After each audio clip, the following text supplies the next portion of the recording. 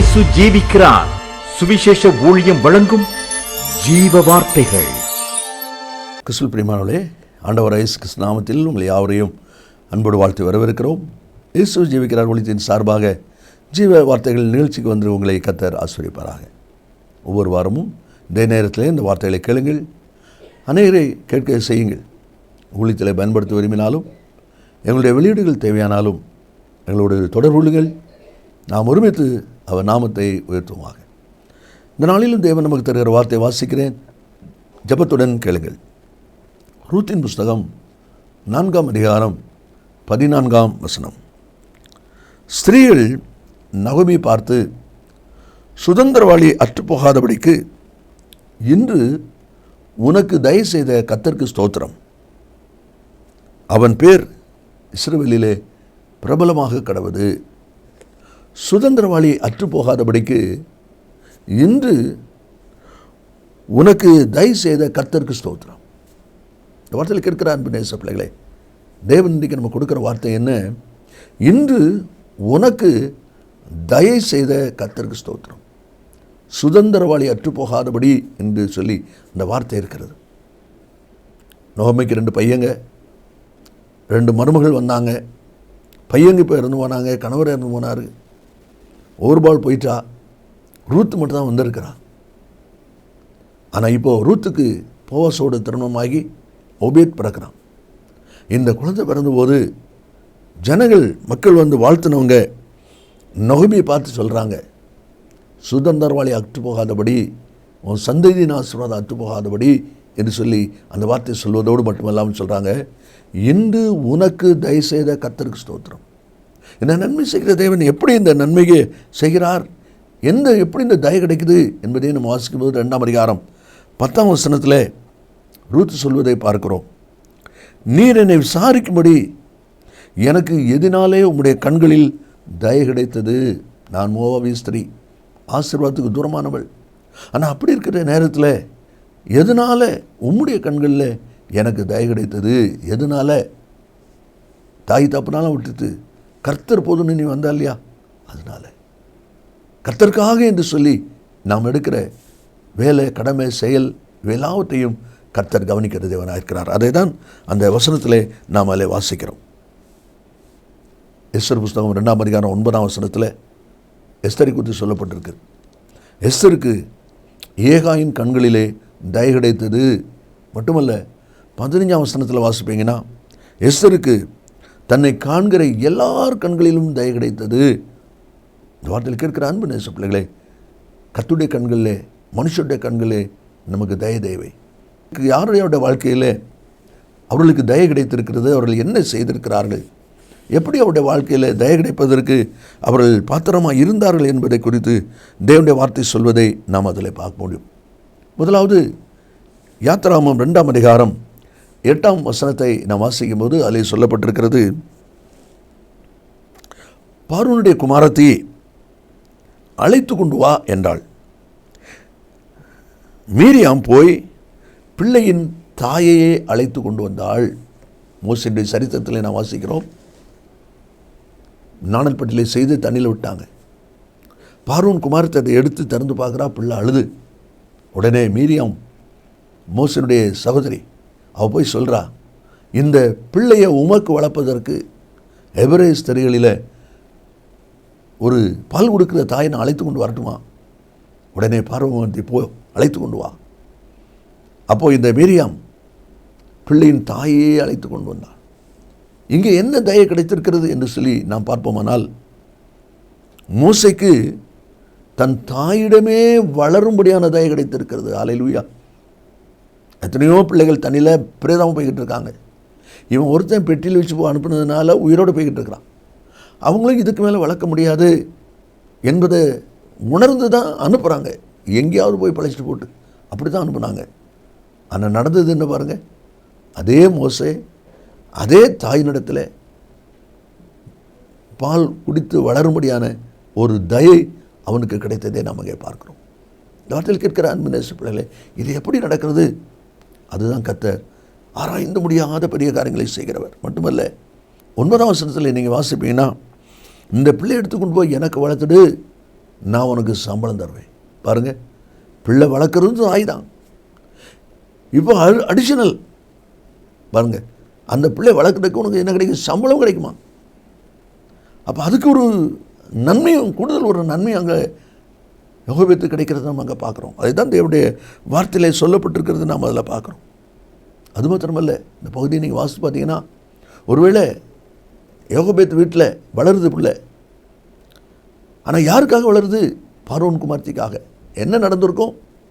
தானியேல் 1:5 நம்ம வாசிக்கிறோம்.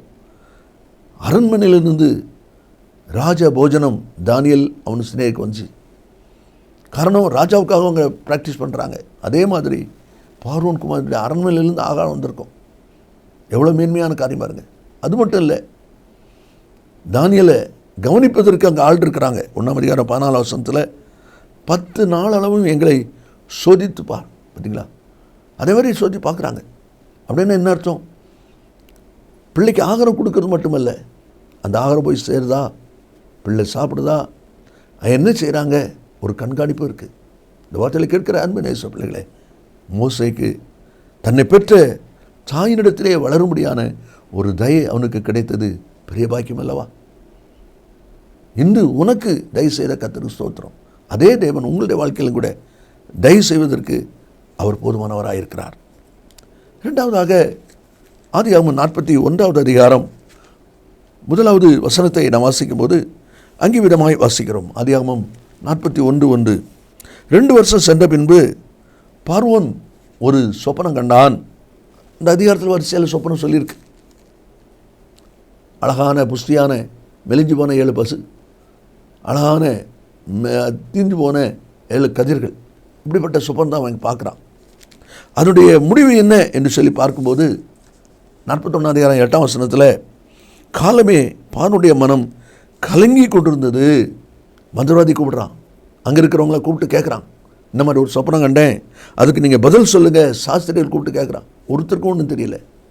அப்போ இப்படிப்பட்ட சந்தர்ப்பத்தில் தான் பானபாத்திரக்காரனுக்கு ஒரு யோசனை வருது. ஆகா, நம்ம தப்பு பண்ணிட்டோம்.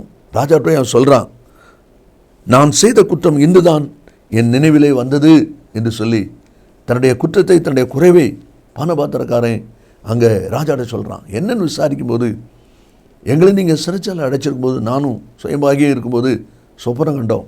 அங்கே எவரே பிள்ளையாவன்னா ஒருத்தன் இருக்கிறான். அவன் எங்களுக்கு சொப்பனத்துக்கு அர்த்தம் சொன்னான். அவன் என்ன அர்த்தம் சொன்னானோ அதுபடி தான் நடந்தது. அதனால் அவங்ககிட்ட கேட்டால் அந்த காரியம் கிடைக்கும் அப்படிங்கிற ஒரு அனுபவத்தை பார்வோனுக்கு இந்த பானபாத்திரக்காரன் சொல்கிறான். முடிவு என்ன என்று சொல்லி நீங்கள் பார்ப்பீங்கன்னா, 14வது வசனத்தை நம்ம வாசிக்கும் போது அதில் சொல்லப்பட்டிருக்கிறது, பார்வோன் யோசேப்பை அழைப்பித்தான். இந்த அழைப்பை வருவதற்கு காரணம் என்ன என்பதை நாம் அறிந்து கொள்ள வேண்டும். யோசேப்பு சிறைச்சாலையில் இருக்கும்போது யோசேப்பை கொடுத்த காரியம் அரண்மனையில் பேசப்படுகிறது. உங்களுடைய காரியம் ராஜ சமூகத்தில், கர்த்தருடைய சமூகத்தில் பேசப்படுமானால் சீக்கிரம் உங்களுக்கு நன்மை இருக்குன்னு அர்த்தம். உங்களுடைய காரியம் நினைகூறப்படுகிறது என்று சொன்னால் சீக்கிரம் நீங்கள் ஆசீர்வதிக்கப்படுவீர்கள், விடுதலை பெற்றுக்கொள்வீர்கள், ஜெயம் பெற்றுக்கொள்வீர்கள் என்று சொல்லி அர்த்தம். அதை தான் தேவனுடைய வார்த்தையில் வாசிக்கிறோம். யோசேப்பு அழைக்கப்படுகிறதையும் பார்வோனுடைய அந்த சொப்பனங்களுக்கு யோசேப்பு அர்த்தம் சொல்கிறதையும் அந்த 41வது அதிகாரத்தில் நம்ம வாசிக்கிறோம். சொல்லிட்டு ஒரு விடையும் சொல்கிறான். ராஜாவே, இந்த காரியத்தில் நீங்கள் செய்ய வேண்டியது என்ன அப்படின்னு சொன்னால், விவேகமுள்ள ஞானமுள்ள ஒரு மனுஷனை நீங்கள் ஏற்படுத்தினீங்கன்னா இந்த பஞ்சகாலத்தில் தானியத்தை சேர்த்து தேசத்தை அழிவுக்கு தப்பு வைக்கலாம் என்று சொல்லி யோசனையும் யோசேப்பு கொடுக்குறான். ஆனால் முடிவு என்ன? அந்த பார்வோன் சொல்கிறான், உன்னை போல விவேகமுள்ள ஞானமுள்ள ஒருத்தன் எங்கள் நாட்டில் கிடையாது. அதனால் நீயே அந்த பொறுப்பெடு, உன்னை நான் அதிபதி ஆக்குகிறேன். 41ஆம் வசனத்தில் பார், எகிப்து தேசம் முழுமைக்கும் நான் முன்னை அதிகாரி ஆக்கினேன் என்று சொல்கிறான். சிறைச்சாலையில் கிடக்கிற ஒரு கைதி தான் யோசேப்பு. ஆனால் இப்போ அவனுடைய நிலைமை என்ன? எனக்கு அடுத்த ஸ்தானத்தில் ஒன்று கொண்டு வரேன்னு சொல்கிறான். இவ்வளோ பெரிய மேன்மையான ஆசீர்வாதம் யோசேப்பு எப்படி கிடைச்சது? கர்த்தருடைய கண்களில் தயவு வருது. கர்த்தர் உனக்கு தயவு செய்த கர்த்தருக்கு ஸ்தோத்திரம். இந்த வார்த்தையில் இருக்கிற அன்பு நேச பிள்ளைகளே, ஒருவேளை உங்களுடைய பார்வைக்கு நீங்கள் ஆகாதவங்களாக இருக்கலாம், எல்லாராலும் தள்ளப்பட்டவங்களாக இருக்கலாம். ஆனால் ஒன்று நினச்சிக்கிடுங்க, நீங்கள் கர்த்தருடையவராக இருந்தால், நீங்கள் கர்த்தரை சார்ந்திருந்தால், என்ன நம்ம வாசிக்கிறோம், கர்த்தர் யோசேப்போடு கூட இருந்தார், அவன் காரிய சித்தி உள்ளவனானான் என்று வாசிக்கிறோமே. அதே போல் நீங்கள் கர்த்தரோடு கூட இருப்பீரானால் ஆண்டோடைய கண்களை தயை கிடைக்கும் போது மனுஷனுடைய கண்களை தயை உண்டு. அதைத்தான் நம்ம இந்த வசனத்தில் வாசிக்கிறோம். யோசேப்பை ஆசீர்வதித்த ஆண்டவர் உங்களையும் ஆசீர்வதிக்க அவர் போதுமானவராயிருக்கிறார். இனி 3வது ஒரு வசனத்தை வாசிப்போம். ஆதியாகமம் 24ஆம் அதிகாரம் 15வது வசனத்தை நான் வாசிக்கிறேன் பாருங்க.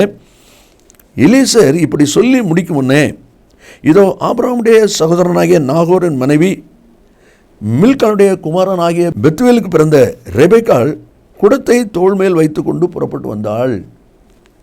எலிசர் துறவண்டியில் நின்று, ஆண்டவரே குடிக்க தண்ணி கொடுன்னு சொல்வேன், உனக்கும் தாரேன் ஒட்டகம் தாரேன்னு சொல்கிறவ தான் என்னுடைய எஜமானுக்கு மனைவின்னு சொல்லி அவன் சொல்கிறான். கடைசியில் ரெபெக்காள் அங்கே வருகிறாள் என்பதை நாம் அந்த வசனத்தில் வாசிக்கிறோம். நன்றா யோசித்து பாருங்கள். ரெபெக்காள் குடும்பம் ஒரு ஐஸ்வர்யமான குடும்பம். ரெபெக்காளுக்கு தாதிமார் இருக்கிறாங்க, வேலைக்காரங்க இருக்கிறாங்க. ஏன் இந்த தண்ணி எடுக்க போகிறதுக்கு அந்த நேரத்தில் குடத்தை தூக்கிட்டு ரெபெக்காள் போகணும்? நன்றா யோசித்து பாருங்கள். வேலைக்காரன் என் பிள்ளைலாம் போய் தண்ணி கொட்டுவா, தாதிமார் இருக்கிறாங்க, நீங்கள் போய் தண்ணி கொட்டுவாங்க சொல்லலாம். ஏன் ரெபெக்காள் போகிறா? அது தானாய் தற்செயலாய் நடக்கிற காரியம் இல்லை. எலிசர் சொன்னா பார்த்தீங்களா, நான் குடிக்க கொடுன்னு சொன்ன உடனே எனக்கும் ஒட்டகத்தும் கொடுக்குறவ தான் என்னுடைய எஜமானுக்கு மனைவி. அப்போது அந்த வார்த்தையை கர்த்தர் கனம் பண்ணி ரெபெக்காளையே கர்த்தர் அழைத்து கொண்டு வருகிறார். என்ன ஆச்சரியம் பாருங்கள், என்ன ஆச்சரியமான காரியம். அதுதான் ஆண்டுடைய கண்களில் நமக்கு கிடைக்கிறதே. ஒருவேளை நீங்கள் தேடி நன்மையை பல இடங்களுக்கு அலைஞ்சிருப்பீங்க, கிடைச்சிருக்காது, இனி அவ்வளோதான் விட்டுருப்பீங்க. இல்லை, ஆண்டவர் சொல்கிறார், இன்று உனக்கு தயவு செய்த கர்த்தருக்கு ஸ்தோத்திரம். எப்படி ரெபெக்காளை அவரே கர்த்தரே அழைத்து கொண்டு வந்தாரோ அதே போல் கர்த்தரே உங்களுடைய வாழ்க்கையிலையும் காரியத்தை வாய்க்க பண்ணுவார் என்பதை நீங்கள் மறந்துடக்கூடாது. அதே அதிகாரத்தில் 40வது வசனத்தை நம்ம வாசிக்கும் போது அதிலே சொல்லப்பட்டிருக்கிறது, உன் பிரயாணத்தை கர்த்தர் வாய்க்க பண்ணுவார் என்று சொல்கிறான் பாருங்க. ஒருவேளை நம்பிக்கையற்ற நிலைமையில, முடியாதுங்கிற நிலைமையில, தோல்வியான நிலைமையில் நீங்கள் இருந்தாலும் கர்த்தர் காரியத்தை வாய்க்க பண்ணுவார் என்று சொல்லி அந்த வார்த்தை இருப்பதை நம்ம அதில் பார்க்கிறோம். அது மாத்திரமல்ல, கடைசியாக நம்ம வாசிக்கும் போது எஸ்தர் 6ஆம் அதிகாரம் 6வது வசனத்திலே நாம் வாசிக்கிறோம், ராஜா முர்தெக்காயை கனம் பண்ண விரும்புகிறார். முர்தெக்காயை கனம் பண்ணுவதற்காக அவர் கேட்கிறார், ராஜா கனம் பண்ண விரும்புகிற மனுஷனுக்கு என்ன செய்யணும்? அங்கே வசனத்தை பாருங்கள். ராஜா கனம் பண்ண விரும்புகிற மனுஷனுக்கு என்ன செய்யப்பட வேண்டும் என்று கேட்டான். அதற்கு ஆமான், என்னை அன்றி யாரை ராஜா கனம் பண்ண விரும்புவார் என்று தன் மனசில் நினைச்சானா. ஆமான் ராஜா கனம் பண்ணார்னா என்ன தான் பண்ணுவார்? ஏன்னா நான் தான் அவருக்கு அடுத்த ஸ்தானத்தில் இருக்கேன், வேறு கணத்துக்குரிய பாத்திரம் யாரும் கிடையாது அப்படின்னு சொல்லி அவன் கேட்குறான். ராஜா ஏறுற குதிரை வேணும், ராஜாவுடைய வஸ்திரம் வேணும். அவன் எத்தனை நாள் இப்படி நினச்சிட்டு இருந்தானோ தெரியல. ராஜாவுக்கு இவ்வளோ அலங்காரம் இருக்குதே, நமக்கு ஒரு வாய்ப்பு இல்லைன்னு நினச்சிருப்பான். இன்றைக்கி தான் ஒரு வாய்ப்பு கிடைச்சிருக்குன்னு சொல்லி ராஜா ஏறுற குதிரை, ராஜா ஏறுற வஸ்திரம், ராஜாவுடைய கிரீடம் வைக்கணும் இப்படின்னு சொல்லி எல்லாவற்றையும் அவன் கேட்குறத பார்க்குறோம். ஆனால் முடிவு என்ன பாருங்கள். உடனே ராஜா சொல்கிறாரு, அந்த வசனத்தில் நம்ம வாசிக்கிறோம், 10வது வசனத்தில் கடைசியில் சொல்லப்பட்டிருக்கு, நீ சீக்கிரமாய் சொன்னபடி செய். யாருக்கு? முர்தெக்காய்க்கு. முர்தெக்காய்க்கு நீ அந்த பிரகாரம் செய். பார்த்தீங்களா, முர்தெக்காய்க்கு ஒரு கனம் மேன்மை கிடைக்குது. இந்த முர்தெக்காய் இந்த கனம் மேன்மை பெற்றுக்கொள்வதற்கு ராஜாட்ட கேட்டானா? ராஜாட்ட போக முடியுமா? ஒன்றும் முடியாது. அவன் வாசலில் காவல்காரன், அவன் எப்படி அங்கே போக முடியும்? ஆனால் இவ்வளோ பெரிய ஒரு மேன்மை எப்படி கிடைச்சிது? ஆமான் தனக்குத்தான் வேணும்னு சொல்லி அதை கேட்டான். ஆனால் காரியமும் மாறுதலாய் முடிந்தது. பார்த்தீங்களா, கர்த்தர் முர்தெக்காயை கனம் பண்ணுகிற விஷயத்தை பாருங்கள். ஏன்னா ராஜா முர்தெக்காயை கனம் பண்ணணும்னு நினச்சார். இவன் சொன்ன வார்த்தையை அவன் வாழ்க்கையில் நிறைவேற்றி கர்த்தர் கனம் பண்ணுகிறதை பார்க்கிறோம். இந்த வார்த்தையில் கேட்கிற அன்பு நேச பிள்ளைகளே, வாசனம் சொல்கிறது, இன்று உனக்கு தயவு செய்த கர்த்தருக்கு ஸ்தோத்திரம். அந்த தயவு செய்வதற்கு இன்றைக்கு கர்த்தர் ஆயத்தமாக இருக்கிறார். மோசே தன் தாயினிடத்திலே வளரும்படியான ஒரு தயை அவனுக்கு கிடைத்தது ஒரு பெரிய காரியம். பார்வோனுக்கு சொப்பனம் வந்தது, அதனுடைய முடிவோ யோசேப்பின் வாழ்க்கையிலே ஒரு தயை, ஒரு கனம், ஒரு மேன்மை கிடைக்கிறதை நம்ம அங்கே பார்க்கிறோம். அதே போல் எலிசருடைய வாழ்க்கையிலையும் ரெபெக்காளுடைய காரியத்திலையும் எத்தனையோ வேலைக்காரி இருக்கும்போது ரெபெக்காள் வந்தாள் என்று சொன்னால், எந்த ஒட்டகத்துக்கு அவர் தண்ணி ஊற்றினாலோ அதே ஒட்டகத்தில் ஏறி தான் ஈசாக்கை சந்திக்க போகிறான். என்ன ஒரு ஆசீர்வாதமாக என்ன மேன்மை பாருங்கள். கடைசியாக நம்ம வாசிக்கிறோம், ஆமான் என்னத்தான் கனம் பண்ணுவார்னு சொல்லி ராஜா குதிரை வேணும், ராஜா வஸ்திரம் வேணும், ராஜா கிரீடம் வேணும்னு சொல்லி கேட்டான். ஆனால் இந்த சகல நன்மையும் முர்தெக்காய்க்கு போய் கிடைக்குது பாருங்கள். அதுதான் தேவன் செய்கிற தயை. இன்றைக்கு வார்த்தை நம்ம வாசிக்கிறோம், இன்று உனக்கு தயவு செய்த கர்த்தருக்கு ஸ்தோத்திரம். அதே கர்த்தர் உங்களுடைய வாழ்க்கையில் தயவு செய்ய அவர் ஆயத்தமாக இருக்கிறார். பெற்றுக்கொள்ள நீங்கள் ஆயத்தமாக இருக்கீங்களா? நாம் ஜெபிப்போம். இயேசு சீக்கிரம் வரப்போகிறார். நல்ல பிதாவே, நன்றியோடு துதிக்கிறோம். உங்களுடைய வார்த்தை ஆம் என்றும் ஆமேன் இருப்பதுக்காக ஸ்தோத்திரம். இந்த வார்த்தை கேட்டிருக்கிற ஒவ்வொரு பிள்ளைகளும் தங்களை இன்னும் ஆராய்ந்து சீர்படுத்தி ஆசீர்வாதங்களை சுதந்திரத்துக்களை உதவி செய்யும். அச்சர் இயேசுவின் நாமத்தில் பிதாவே, ஆமேன் ஆமேன். கர்த்தர் உங்களை ஆசீர்வதிப்பாராக. ஆமேன். மேலும் விவரங்களுக்கும் உங்கள் ஜெப தேவைகளுக்கும் நீங்கள் எங்களோடு தொடர்பு கொள்ள வேண்டிய முகவரி ஜீசஸ் லிவ்ஸ் காஸ்பல் மினிஸ்ட்ரீஸ், சகோதரர் John M Jeyaraj, 123A Donavur road, Mavadi, Nellai மாவட்டம், தென்னிந்தியா 627107. செல்போன் 9443113292.